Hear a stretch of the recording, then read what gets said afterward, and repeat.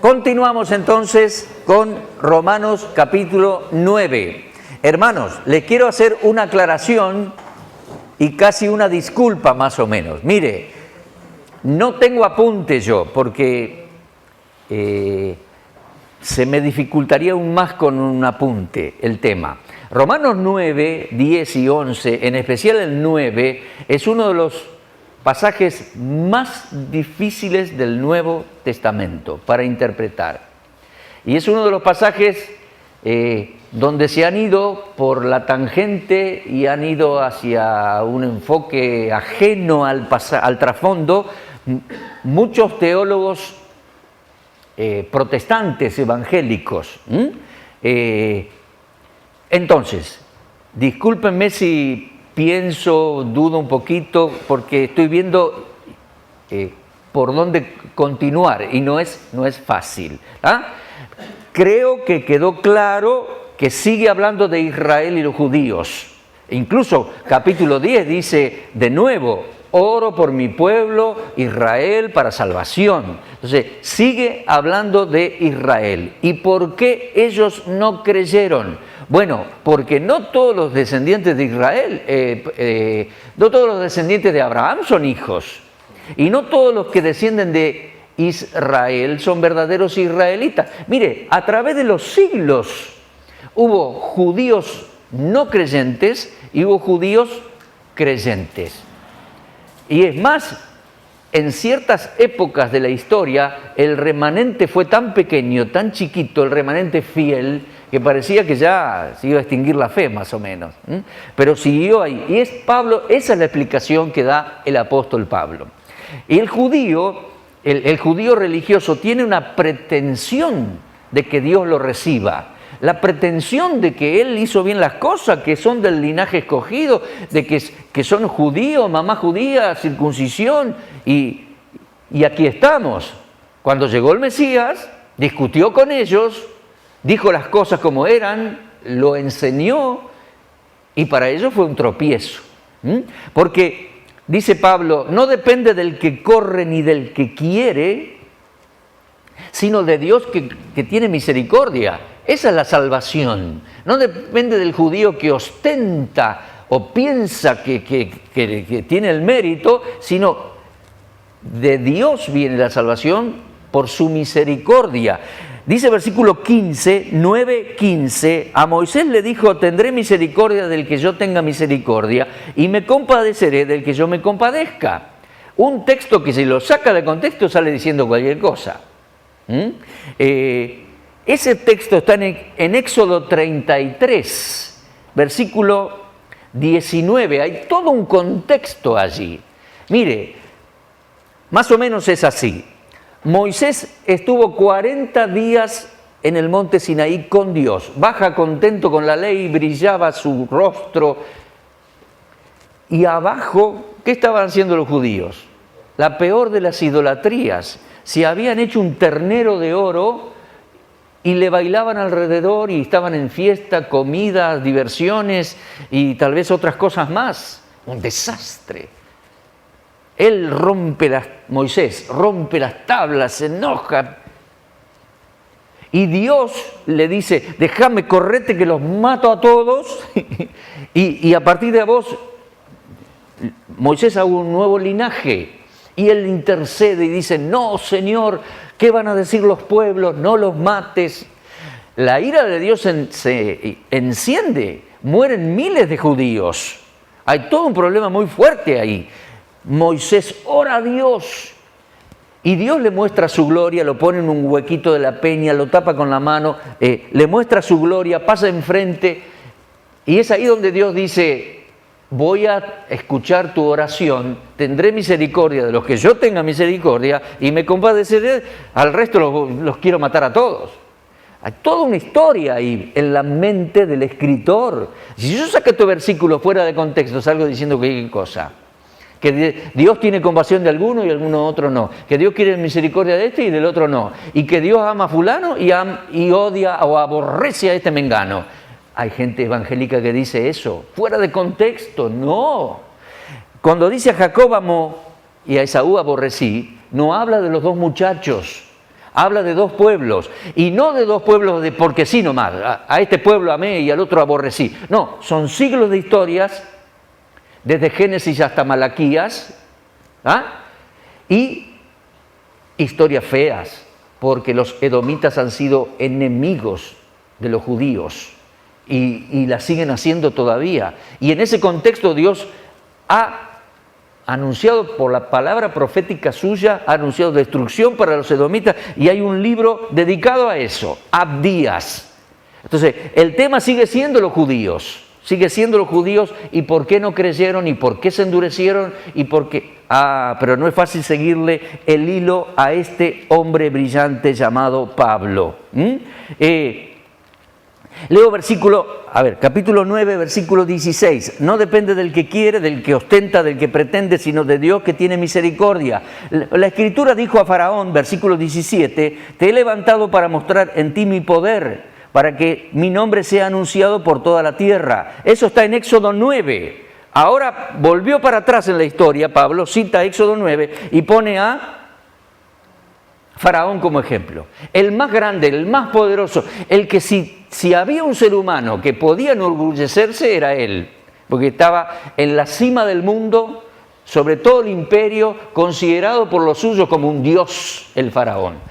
Tal es así que Dios, el Dios vivo y verdadero, le envía a Moisés a decirle al Faraón, deja ir a mi pueblo, y el Faraón dice, yo no conozco a Jehová, no voy a dejar ir su pueblo. ¿Quién es? ¿Quién es? No lo conozco, dice. Y ahí comienza a litigar y a discutir y a litigar y a discutir, le da señales milagrosas, cual nunca le dio a ningún rey, y al final lo terminó derribando, pero Faraón se endureció. En el Éxodo, el libro de Éxodo, hay textos que dice que Faraón se endureció, y hay textos que dice que Dios lo endureció, pero Dios no lo endureció como diciendo, a este le aplico un láser así y lo endurezco y después lo reviento. No, así no hace Dios. No, Dios lo endureció al Faraón, y Faraón se endureció ofreciéndole oportunidades de arrepentimiento y de reconocimiento de todo lo que él era, y no quiso el tipo. Hasta el último momento terminó sepultado bajo las aguas del Mar Rojo. Tremendo fue. ¿Se da cuenta? Bien. Dice, de manera que, versículo 18, de manera que de quien quiere tiene misericordia, y al que quiere endurecer, endurece. No se puede con Dios. Mire, texto fuera de contexto, con este texto salí diciendo cualquier cosa. Salí diciendo que Dios tiene un elegido, a este tiene misericordia, y al otro lo endurece y lo revienta. No, Dios no procede así. Ahora, les voy a mostrar cómo la importancia de seguir el argumento de este Pablo, hombre brillante. Mire, ¿tiene su Biblia en la mano? Vamos a leer 2 versículos y les voy a mostrar algo sorprendente. Mire, Romanos 9, 18. Romanos 9, 18. De manera que Dios, de quien quiere, tiene misericordia, y el que quiere endurecer, endurece. Ahí parece decir, si lo sacas de contexto, al que quiere tener misericordia, porque es un elegido de Dios, de misericordia, y a este otro lo va a endurecer. No, momentito. Pablo está haciendo todo un argumento desde el trasfondo antiguo. Mire, sin dejar Romanos 9, mire Romanos 11, 32. Porque Dios sujetó a todos en desobediencia para tener misericordia de todos. Ahora, vuelva a leer el 9:18. De quien quiere tiene misericordia, y el que quiere endurecer, endurece. Y vuelva a leer el 11:32, para tener misericordia de todos. Pero esto es una contradicción. Porque aquí dice que tendrá misericordia de algunos, y aquí dice misericordia... No, hermano, se soluciona, ¿sabe cómo? Siguiendo el difícil hilo de argumento, del desarrollo de pensamiento de Pablo. Y es difícil. Al fin y al cabo, él va a explicar que Dios demostró que los judíos son pecadores y que necesitan al Mesías. Y demostró que quiso alcanzar a los gentiles porque son pecadores y también ellos necesitan al Mesías. Entonces, Dios hizo toda una movida con el Mesías, y los apóstoles que lo predicaron en el mundo, de manera que, gloria sea a Dios, Él sujetó a todos en desobediencia, porque le demostró a los judíos que son religiosos y pecadores, y le demostró a los gentiles su bondad, su misericordia hacia los pecadores. De manera que Él sujetó a todos en desobediencia para llegar a tener misericordia de todos y no de unos pocos.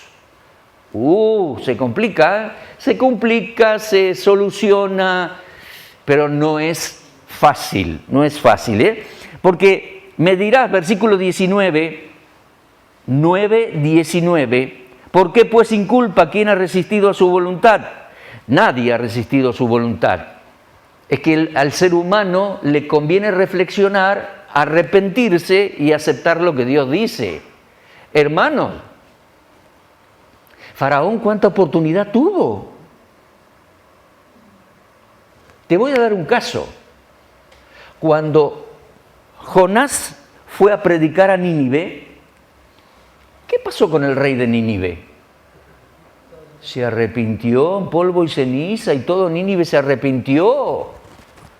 Y Jonás no hizo los milagros que Moisés hizo en Egipto, pero ellos se arrepintieron. Y este faraón, con todos los milagros demostrando quién era Dios, no quiso. Entonces el tipo tiene responsabilidad enorme. Dios le dio la oportunidad. Él se endureció y Dios lo endureció por las oportunidades que le dio, porque el problema estaba en el corazón del faraón, no en el corazón de Dios. Dios no endurece predeterminadamente a nadie, ¿puede comprender? Nadie resiste su voluntad. Llega un momento que si el ser humano, por más grandioso que sea, como Faraón mismo, humanamente hablando, si se empecina, y se empecina, y se endurece, y se endurece, y se endurece, ¡pum!, un día ya basta. Porque al fin y al cabo, por más faraón que seas, eres un pobre mortal, un pobre infeliz, al fin y al cabo. ¿Te das cuenta? ¿Quién ha resistido a su voluntad? No, nadie. El que la resiste va a ir de mal en peor, obviamente. Pero no es que Dios es injusto o falló o eligió a uno en desmedro y en deterioro y en bronca del otro. No, ojo. Versículo 20. Podrá decir, no debes altercar con Dios. Dirá el vaso de barro el que lo formó, ¿por qué me has hecho así? Dios tiene potestad de armar. No, en realidad el alfarero, dice versículo 21. ¿No tiene acaso potestad el alfarero sobre el barro para hacer de la misma masa un vaso de honra y otro para deshonra? El alfarero tiene la potestad de hacerlo. Hace de la misma masa un vaso de honra, florero, platito para comer, y hace otro vaso de deshonra, para usarlo en el inodoro, en el baño, como sea. ¿Está? En aquellos días era así. El alfarero lo hace. Y Dios puede hacer lo mismo, de la misma masa, lograr personas que sean una joya, y a los que realmente altercan con Dios, llegará un día que los quebrará. Es lo que está diciendo, mire. ¿Y qué? Versículo 22, si Dios, queriendo mostrar su ira y hacer notorio su poder, soportó con paciencia los vasos de ira preparados para destrucción, y para hacer notoria la riqueza de su gloria las mostró para con los vasos de misericordia que Él preparó de antemano para gloria, a los cuales llamó, no solo de los judíos, sino también de los gentiles. Uy, qué frase para entender todo esto. Dice, ¿y qué si Dios, queriendo mostrar su ira y su poder, soportó con paciencia los vasos preparados para ira? En el griego, ahí, la acción de preparados la ejerce la misma persona. Se prepararon ellos mismos para ira. Y Dios los soportó con paciencia, como soportó al faraón. Lo soportó semanas, meses, hasta que, ¡brum!, ya no hubo más. Y con los judíos pasó lo mismo, Dios los soportó. Pero un día llega la destrucción.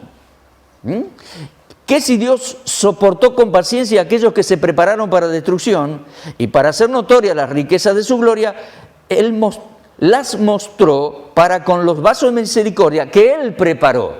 Fíjate, el texto dice, los vasos de misericordia, Él los fue preparando y moldeando. Y el vaso, que es un ser humano al fin y al cabo, respondió ante esa preparación. Es un vaso para gloria, un creyente. Pero el otro, Dios le dio el mismo evangelio, la misma palabra y el mismo Mesías, y estos se endurecieron y se prepararon para rebelarse contra Dios y se prepararon a sí mismos como vasijas rumbo a la perdición, rumbo a la destrucción. Dios quiso notar las riquezas de su gloria, dice, con los vasos de misericordia que Él preparó de antemano para su gloria, no solo de los judíos, sino también de los gentiles, porque la predicación llegó a las naciones. Y ahí va a poner un ejemplo de Oseas. Va a citar otro contexto. Oseas ya lo dijo, llamaré pueblo mío al que no era mi pueblo. Y dice, a la no amada, amada. A ver, lo voy a leer bien. Llamaré pueblo mío al que no era mi pueblo y a la no amada, amada. Y en el lugar donde se les dijo, vosotros sois pueblo mío, seréis llamados. Y en el lugar donde se les dijo, vosotros no sois pueblo mío, seréis llamados hijos de Dios. Mire, está diciendo, a los judíos,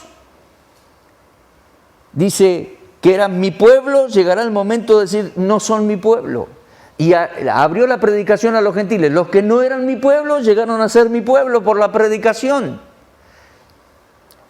Si quiere anotarlo, eso está tal cual en Mateo 8, 10 al 13. El Señor lo dijo. Vino un centurión y le dijo, sana a mi siervo que está muriendo. Voy a hacer. No es necesario, Señor. No soy digno que entres en mi casa. Dilo de palabra, va a suceder. Ese hombre le creyó. Era romano. Está en Capernaum. Y el Señor dice, he aquí alguien de fe. Les digo que en el reino se inclinarán allí a comer en el banquete los gentiles de fe con Abraham, los patriarcas.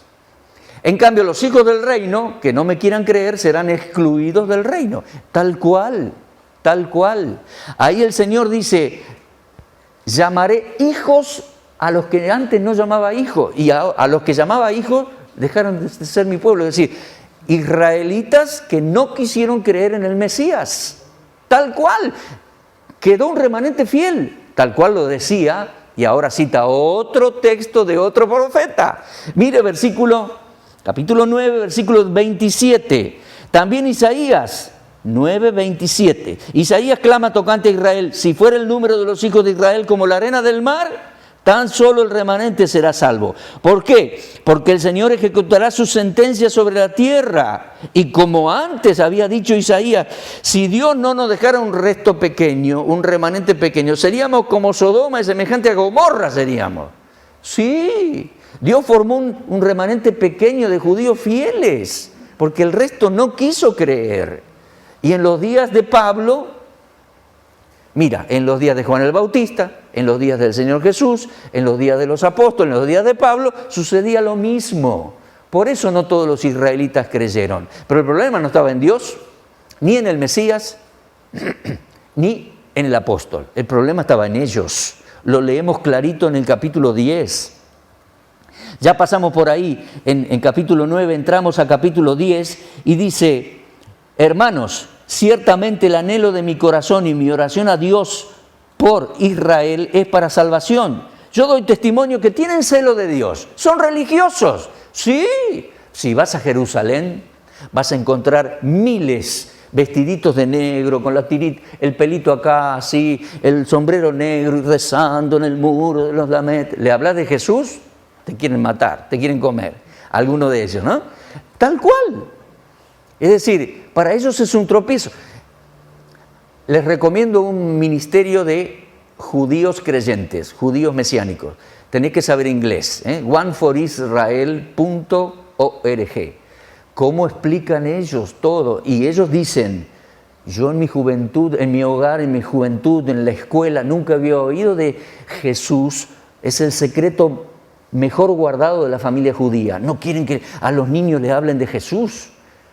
Cuando fueron grandes, tuvieron oportunidad de leer las Escrituras, se dieron cuenta, comprobaron, creen, y Yeshua es el Mesías. Jesús es el Mesías. Incluso los judíos no creyentes le llaman a Jesús, a Yeshua, ese es el verdadero nombre, Yeshua.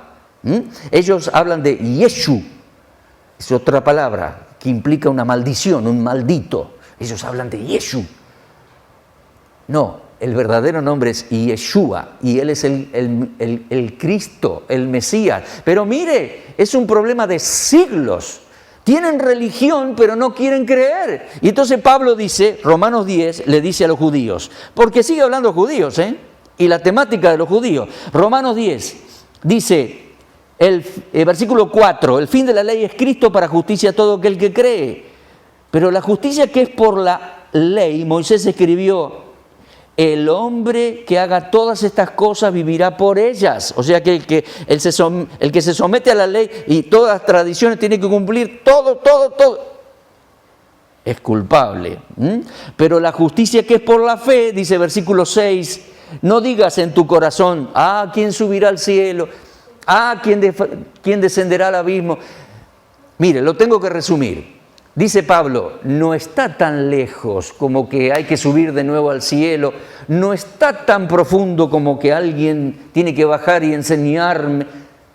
Escúchame, cerca de tu boca, dice Pablo, está, cerca de tu corazón. Mirá, judío, dice versículo 8, ¿qué dice? Cerca de ti está la palabra, en tu boca y en tu corazón.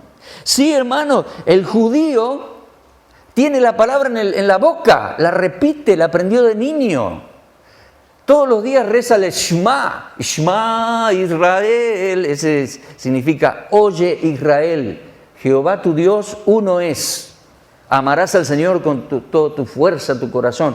Cada mañana y cada noche el judío, lo ves en YouTube, el Shema, oye Israel, Jehová.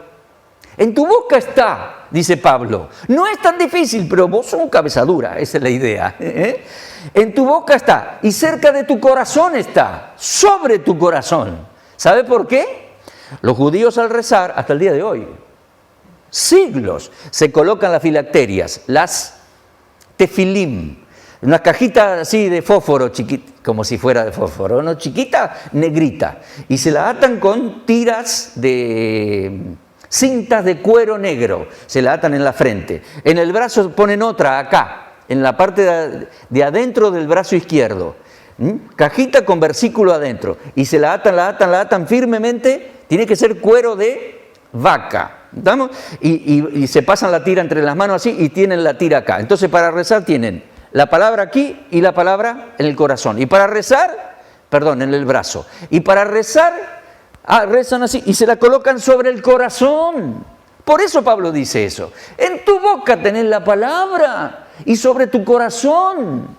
Y dice, esta es la palabra de fe que predicamos. Mirá, versículo 9, que si confiesas con tu boca, judío, que Jesús es el Señor, y crees en tu corazón que Dios le levantó de los muertos, serás salvo. 2 requisitos para el judío. Mire, hasta el día de hoy. Judío, dice Pablo a aquellos judíos. 2 cosas te hace falta, judío. Reconocer que Jesús es el Adonai de Israel. Es Dios el Señor en ser humano, judío, el Mesías. Fácil. Difícil al mismo tiempo por la presión de la religión y de la familia. Judío que recibe a Jesús, fuera de la familia.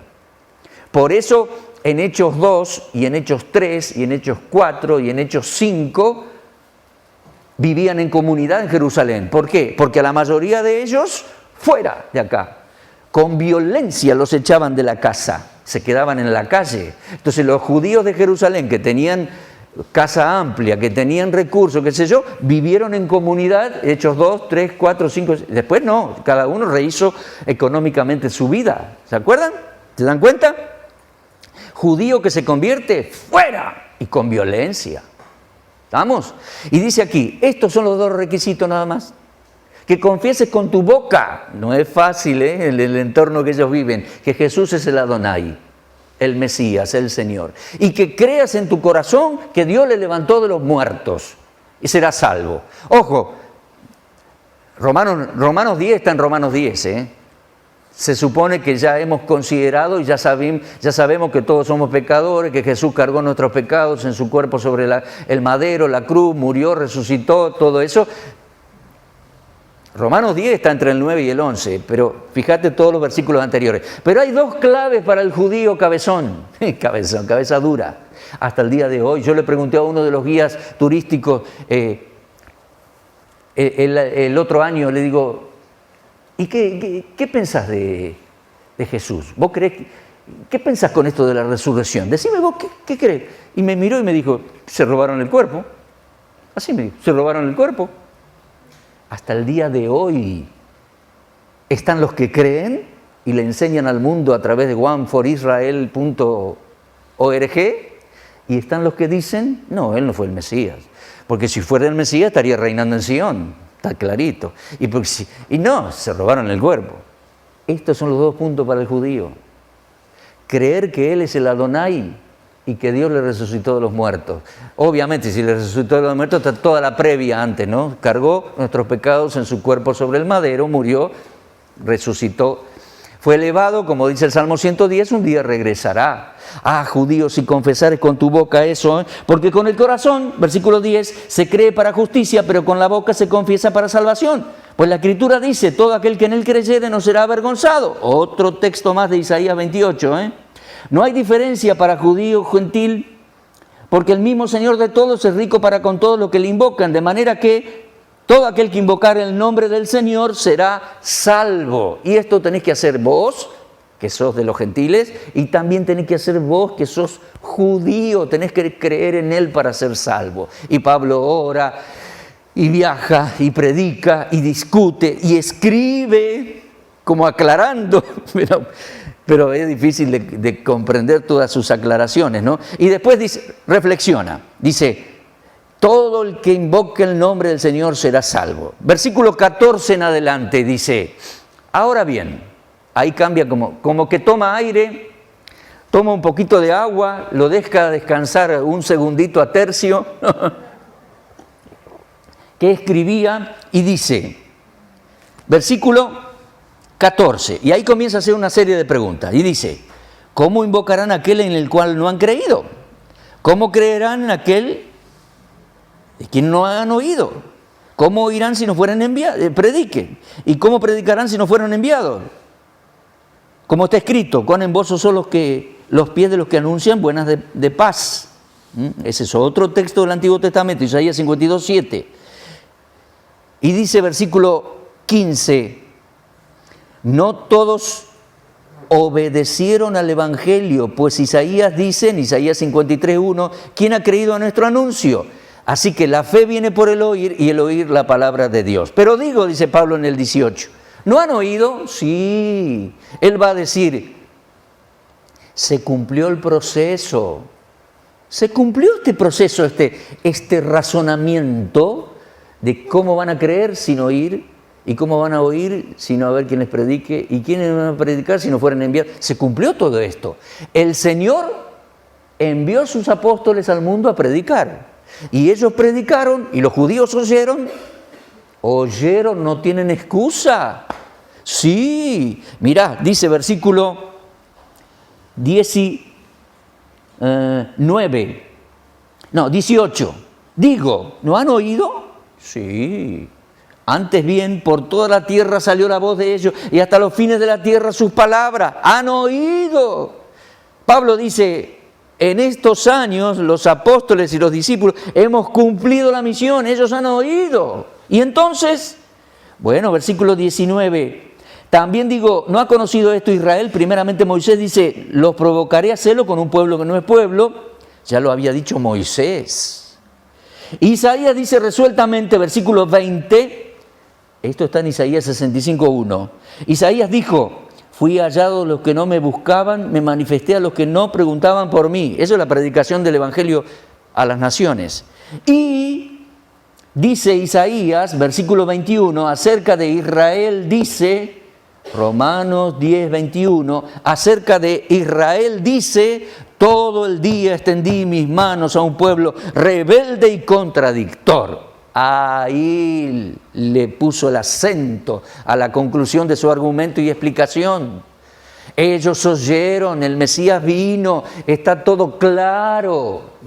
Cuando vamos a Israel yo digo, se cae de maduro, el Mesías vino a la Galilea, estuvo acá en Capernaum, cumplió todas las profecías, nació en Belén de Judea, fue a Jerusalén, cumplió todo, se cae de maduro que Él es.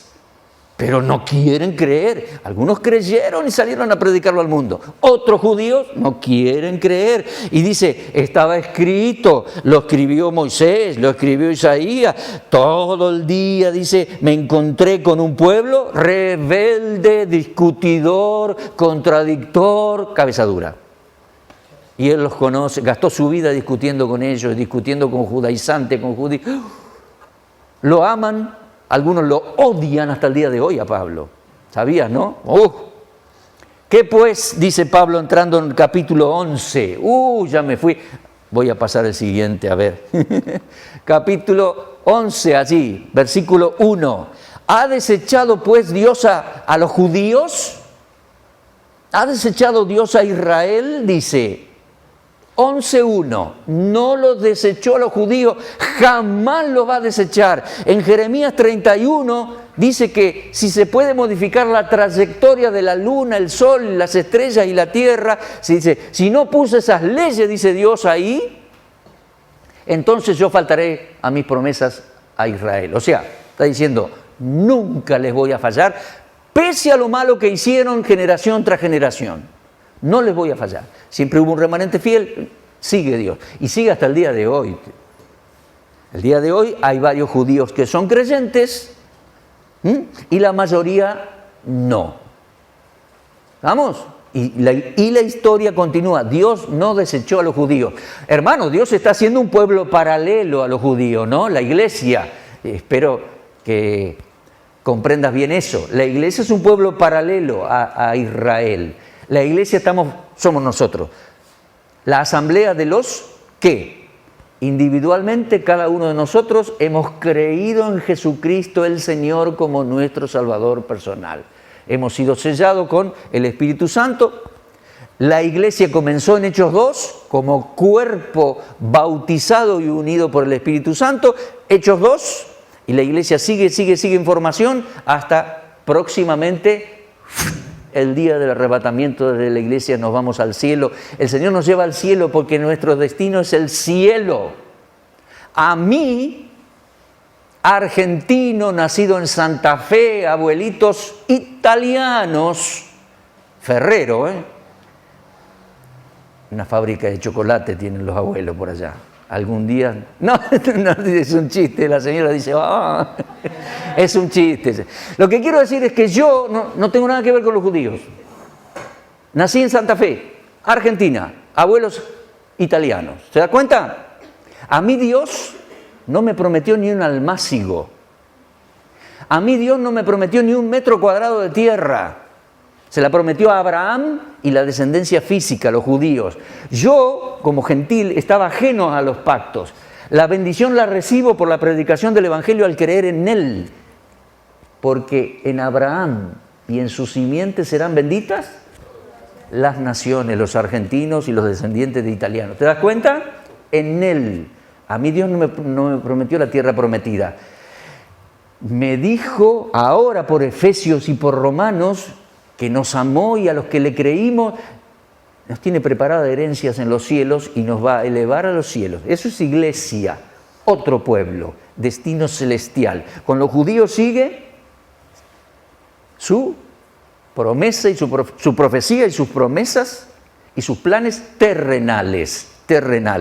Bueno, ya vamos terminando. Sigamos, me fijé así. Capítulo 11 dice, ¿ha desechado Dios a su pueblo Israel? En ninguna manera, dice Pablo, porque yo también soy israelita de la descendencia de Abraham, de la tribu de Benjamín. Mire Romanos 11.2, no ha desechado Dios a su pueblo, Israel. Y hermano, les digo, los que de ustedes estudian, compran libros de doctrina, tengan cuidado, hoy en día hay muchas doctrinas que dicen, o teólogos que dicen que Dios desechó a los judíos. Es más, hay una teología que se llama Replacement Theology, la teología del reemplazo. Ellos dicen que Dios desechó a los judíos porque rechazaron al Mesías y ahora está formando un nuevo pueblo, la iglesia, y que Dios no tiene nada que ver ahora ya con los judíos. No, Dios le prometió grandes cosas a Israel, no les va a fallar. Se las prometió a Abraham, Isaac, Jacob, a los judíos, a David y al hijo de David. El hijo de David va a reinar en Jerusalén. Cuidado con eso, esa teología del reemplazo. No. Una cosa es la iglesia y otra cosa es el pueblo terrenal de Israel. A ver, ¿cómo redondeo un poquito el capítulo 11? A ver, capítulo 11, versículo 11. Vamos a saltar ahí un poquito. 11:11. Dice, ha tropezado, y ahí lo tenemos, 11:11. ¿Tropezaron los judíos para caer definitivamente como nación? No. El tropiezo de los judíos fue transitorio. Mire, 11:11. ¿Ha tropezado los judíos Israel para que cayesen definitivamente? De ninguna manera. Por su transgresión vino la salvación a los gentiles para provocarles a celos. Y su transgresión, su rechazo en la riqueza del mundo, porque no se llevó el evangelio a nosotros, su defección a la riqueza de los gentiles, cuanto más su plena restauración. O sea que en el presente Dios está formando su iglesia y Dios está alcanzando a las naciones con la predicación del evangelio. ¿Comprende? Sin dejar de alcanzar su misericordia y su gracia a los judíos también. Por eso estos grupos mesiánicos que hay hoy se esfuerzan mucho por predicar el evangelio. ¿Y saben por qué medio lo hacen? Más que todo por internet. Porque ellos dicen, la familia judía por tradición y los rabinos y las escuelas tienen un circuito muy cerrado sobre el niño judío. No le hablan de Jesús y le enseñan toda su religión. Entonces llegan a grandes y no saben nada de Jesús o se lo tienen prohibido.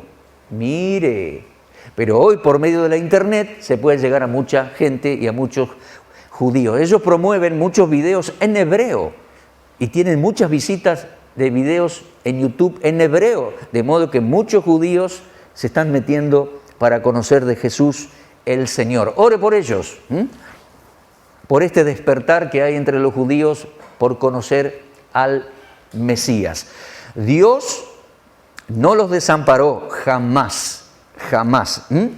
Ahora bien, cuando se cumpla, dice, el tiempo de los gentiles, cuando Dios complete todo este nuevo pueblo, entonces va a sacar a este pueblo y va a continuar su historia con el pueblo terrenal, los judíos. Mire, por favor, mire, capítulo 11, no tengo tiempo realmente para meterme. Pablo coloca una ilustración, dice, hay un olivo silvestre y hay otro olivo que es bueno, olivo puro, olivo, ¿cómo es que dice? Dice versículo 16, Romanos 11, 16. Si las primicias son santas, también lo es la masa restante. Si la raíz es santa, también lo son las ramas. Si alguna de las ramas fueron desgajadas y tú, siendo olivo silvestre, has sido injertado en lugar de ella en el buen olivo, etc. No es fácil interpretar esto. Algunos, de hecho, lo han malinterpretado. Pablo habla de un buen olivo que da buenas aceitunitas y buen aceite. Y Pablo habla de un olivo silvestre que no da buenas aceitunitas, buen aceite. Pero este olivo silvestre se puede injertar en el olivo y el silvestre le da crecimiento, le da rapidez en el crecimiento y es enriquece. Entonces Pablo dice, nosotros los gentiles éramos como olivo silvestre. La ramita fue cortada y fuimos injertados en el buen olivo. El asunto es, ¿qué significa el buen olivo? Porque hay otros enseñadores que dicen que el buen olivo es Israel. Yo no creo eso. Nosotros no hemos sido injertados en la nación o en el pueblo de Israel. Creo que el buen olivo es el linaje espiritual de Abraham. Y ahí sí, porque ya leímos en Romanos 4 y al pasar les mencioné Gálatas 4 que nosotros somos hijos de Abraham en sentido espiritual y que Dios le puso el nombre Abraham porque él iba a ser padre de multitudes. ¿Está? Lo dice Gálatas 3, Gálatas 4, lo dice también Romanos 4. Entonces, yo creo que el buen olivo es el linaje espiritual de Abraham. Y ahí sí estamos nosotros. Cuando Dios complete este tiempo de salvar a los gentiles, cuando lo dé por completo, determine que está completa su iglesia, digámoslo así, de otra manera, va a llevar su iglesia al cielo y va a continuar con los judíos. Mire, por favor, capítulo 11, 25. No quiero, hermanos, que ignoréis este misterio, para que no sean arrogantes en cuanto a vosotros mismos. Ha acontecido, mirá, a Israel endurecimiento en parte. O sea, muchos de ellos se empecinaron, cabeza dura, se endurecieron en parte, rechazaron al Mesías. Ha acontecido a Israel endurecimiento en parte, y no para siempre, sino hasta que haya entrado la plenitud de las naciones. Y luego, versículo 26, todo Israel será salvo como está escrito. ¿Cuándo? Cuando venga el libertador a Sión. Dice allí, versículo 26, vendrá el libertador a Sión, dice en Isaías. Aquí dice, vendrá de Sión el libertador, o sea, el libertador de Sión. Vendrá a reinar en Jerusalén el libertador, el Mesías. Y dice, apartará entonces de Jacob la iniquidad, la impiedad. Sí, cuando Él venga, hará un juicio para determinar qué judíos entran a su reino y qué judíos son excluidos. Apartará de Jacob la impiedad. Y dice versículo 27, este será mi pacto con ellos cuando quite sus pecados. Entonces, cuando se haya completado el número de la iglesia, se haya completado el número de los gentiles, no lo dice acá, pero entendemos por otros textos, Dios se llevará su iglesia. Continuará con los judíos. Y después, entonces, cuando venga el Mesías a Jerusalén, a Sión, la nación de Israel será salva porque comenzará su reino. No todos los judíos van a ser salvos individualmente en aquel momento, sino que los juzgará y quitará de Jacob a los impíos, quitará la impiedad. Y ahí reinará el libertador en Sión. Así que, dice Pablo en versículo 28, 11, 28, así que en cuanto al evangelio, los judíos son enemigos por causa de vosotros, pero en cuanto a la elección son amados por causa de los padres. Acuérdense, los judíos son amados por causa de los patriarcas. Irrevocables son los dones y el llamamiento de Dios. Acuérdense, irrevocables son los pactos. Dios va a cumplir. Y dice, versículo 32. Vamos a saltar al 32. Dice, Dios entonces sujetó a todos en desobediencia para tener misericordia de todos. Lo vuelvo a decir. Dios primero el Señor vino para cumplir todo lo prometido a la descendencia de los judíos. Nació en Belén, se crió en la Galilea, comenzó a predicar en la Galilea, todo prolijo, perfecto. Cuando envió a sus discípulos la primera vez, les dijo, no vayan a los gentiles, no le hablen a los romanos, no le hablen a los samaritanos, primero a los judíos, todos los judíos. Una vez que lo rechazaron a él, el Señor fue elevado al cielo, abrió la predicación a los judíos y a los gentiles, ¿de acuerdo? Entonces a los judíos les demostró que eran pecadores por lo que hicieron, y a los gentiles le abrió la predicación y la misericordia, también predicándoles de que son pecadores y necesitan el arrepentimiento, como lo hizo Jonás en Nínive. De manera que, dice versículo 32, Dios sujetó a todos en desobediencia.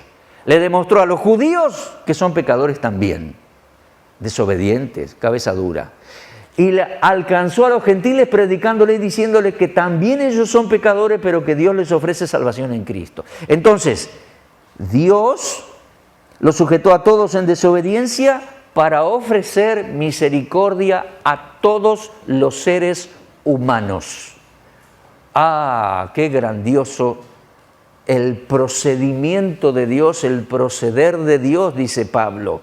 Y así termina, versículos 33 en adelante, dice: ¡oh profundidad de las riquezas de la sabiduría y de la ciencia de Dios! A Dios nunca se le queman los papeles. Le rechazaron al Mesías, pero Él hizo un montón de movimientos con Israel, con las naciones, etc. Gloria sea a Dios. Cuán insondables son sus juicios e inescrutables sus caminos. ¿Quién entendió la mente del Señor? ¿Quién fue su consejero? ¿Quién le dio a Él primero para que le fuese recompensado? Porque de Él y por Él y para Él son todas las cosas. A Él sea la gloria por los siglos de los siglos. Amén. Entonces, Él, superficialmente nosotros lo fuimos abordando, más o menos creo que lo podemos entender mejor. ¿Qué argumento y qué procedimiento el de Dios? Y dice Pablo: a Dios sea la gloria, por Él, de Él, por Él y para Él son todas las cosas. A Él sea la gloria, porque cumplió, vino el Mesías, cumplió todo, cumplió la predicación a los judíos, abrió la predicación a los gentiles, manifestó misericordia a todos. El proceder de Dios fue, es y será impecable. Gloria sea a Él. Amén. Cerremos en oración. Dios y Padre, te damos muchas gracias por esta noche. Gracias por tu palabra, Señor. Gracias por esta epístola a los romanos. Entendemos, aunque no todas las palabras y versículos, entendemos que tú eres magnífico. Has cumplido exactamente todas las profecías con la primera venida del Mesías, la predicación a los judíos, la apertura de la predicación del Evangelio a las naciones. Gracias, Dios. Gracias. No es fácil entender a Pablo. Y no solamente lo digo yo, nosotros, también lo había dicho Pedro. Pedro reconoció que el amado hermano Pablo había escrito cosas difíciles de entender. Pero gracias, Señor, porque creo que podemos entenderlo un poquito mejor. No ha fallado tu palabra, Señor. Tú no eres injusto. Tú eres sabio, exacto, magnífico. Y tú ofreces misericordia a cada ser humano. En Cristo el Salvador, el Señor. Dios, pedimos tu cuidado al retirarnos de este lugar. A ti sea la gloria, ahora y por siempre, en nombre de Cristo. Amén, amén. Muchas gracias, buenas noches, gracias por su atención.